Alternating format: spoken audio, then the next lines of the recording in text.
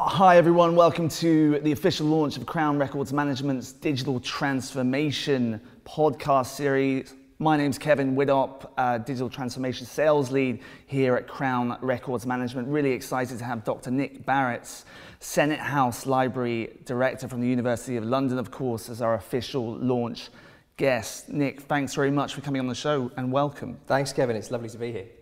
The world is changing. People and students more specifically want more and different things from not just their university experience, but I imagine from their library experience as well. Can you explain how the Senate House Library is trying to provide that service? Well, I think the first point is that libraries have been seen as very conservative, and change is often seen as dangerous or risky. The job is to protect and preserve our stock and portray it in very traditional ways on shelves, books, print. That world is going. There's still a bit of it left, and I'll maybe come back to that. But the way students expect more bangs for bucks, given the amount they're paying, we have to respond to that. And the means of delivery is increasingly digital, particularly around journal articles. The print journal is dead. We've got lots of material. No one ever asks for it. It's all about instant access to digital content on demand from wherever you are in the world, and libraries have to really recognise and adapt to that new marketplace. Yeah, it's a real challenge. I can only imagine what millennials these days, born digital students, demand. Can you perhaps in a nutshell just explain the evolution of those changes? Just looking at my own institution at the moment, Senate House Library looks and feels the same now in terms of its layout and stock as it did when I was there in the 1980s, 1990s. So that's, I think, a really interesting conundrum. We look and feel like the way people expect a library to behave. And there is something in that. The psychology of setting foot into a library space, and this has been tested, makes students far more productive. They want to congregate and come together to share ideas and be creative and to discuss and to collaborate. Yet they still expect to get content from wherever they may well be.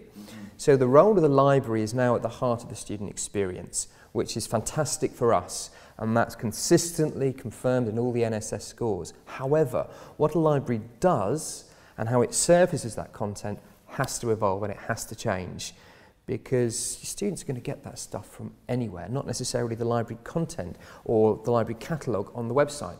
They're going to get to Google or wherever and find it that way. And they also want that format to be more agile in the way they use and reuse it to link back into the learning platforms that they're working with. So it's a very interesting challenge. The way we're tackling that is to look at what stock we need and to make sure that we're focusing some of our research collections. And I think that's one of the unique challenges of being the director of Senate House Library. We sit in the middle of a federal structure and we have 18 different federal institutions and all of their students coming through our doors. So we need to just be aware that they have their own collections, often much larger than ours. How do we add value to what we do? Is there one key thing that's keeping you up at night? Money. I think all librarians would say they're under pressure for money. I'd probably reposition that. I think it's more about value. Money is always tight in higher education, and especially so for libraries. There's a pressure to make your acquisitions budget go further, particularly the way some of the prices are rising at rapid inflationary rates. Journal acquisition in digital format, 10-15% price rises each year. So I think there's a wider conversation around the fact that the market is broken for us. But in terms of value, I think it's value back to the students.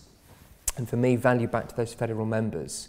What can we do as a central library that perhaps those individuals' libraries can't do? And for me, it's around looking at our collective stock. Can we do something around developing our collections so that they are more concise and sharply defined, and also make it more about the student journey, which of course any student-facing service should be about. How do we take students around those different collections or surface them digitally? So in one sense, it doesn't really matter which part of the picture they're going to. They get what they want as quickly as possible. And the answer there is digital again.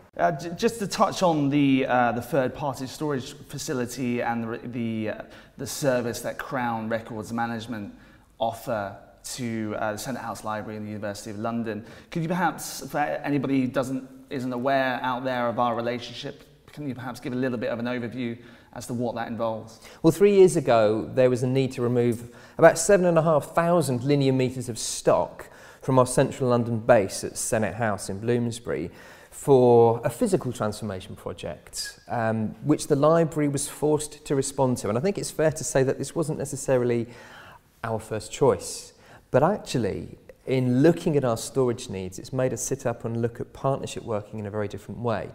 And having worked with Crown to find a storage solution, it's made us think around where we keep all the other pieces of the storage collection. We have about 13,000 linear metres in the tower. Now, this is prime real estate in the heart of London, and it's being used for storing books.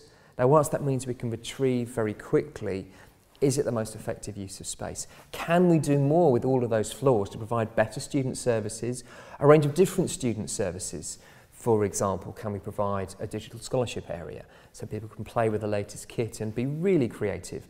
Can we get interpreters in to look at our collections through public engagement, which is a really important part of the higher education mission? So I think by looking at this storage solution and working in partnership with Crown, it's really woken us up to the potential of our physical space. And also I think it's allowed us to think and dream big and what we could do as a federation. Out there in the wider library world, there's a lot of talk of national monograph strategy, a research reserve where we don't need to keep as many multiple copies on multiple sites. Can we bring collections together and keep a fewer number, but therefore, by aggregating our collections, have a richer pool of resources? And the London federal structure, I think, is a really good opportunity to do that. Now, we'd obviously need a shared depository, and I think that's where some of the conversations that we've been talking around are coming together. So it's a very exciting time to be looking at this question. In terms of rising expectations in the university sector, do you have any best practice advice for perhaps people who are in a similar position to yourselves, looking at their stock and thinking, wow, what do we do with this? I think there are a few key suggestions I would make. Firstly, don't get forced into a position where you have to make a decision. Plan now. Plan for 3, 5, 10 years down the line. Make sure you do really know what your users are doing. There have been a number of studies where researchers have gone out and said to academics and students, what do you want? And the answers coming back have been, we want print stock. That's how we work. That's what a traditional academic needs. And then we look at usage stats. And where there's been a comparison between the e-book and the print book, the e-book has multiple uses. So what people tell you aren't necessarily what they're doing. And that's, I think, a really important thing. Be armed with the data. Make sure you know what you're talking about. But really importantly, collaborate. I can't stress that enough. And it sounds like one of those, nice and easy management terms, collaborate. But if we are going to crack this storage solution, if we're going to get better value out of our purchase budgets, we need to recognise that we can't continue to do things in isolation. There are lots of groups forming up across the country, regional consortia, where I think we are beginning to start to understand more about overlaps, collection strengths, and so we can make those decisions not in isolation, but working together. We're professionals who work in the same industry, and I don't think there's been enough of that. So that's, I think, the next stage past the collaboration. I think the other thing is look beyond the confines of your institution. It's very easy to just simply respond to higher education initiatives, and we are part of a much bigger sector that sits outside of HE as well. The library world is changing, and I think we're in a good position to drive that change. So look at the potential beyond, and don't be afraid to voice that in your higher education institution. We are those drivers of change, not the receivers of change. Nick Barratt, our very first guest here on the Crown Records Management Digital Transformation podcast series. Thanks very much. Thank you.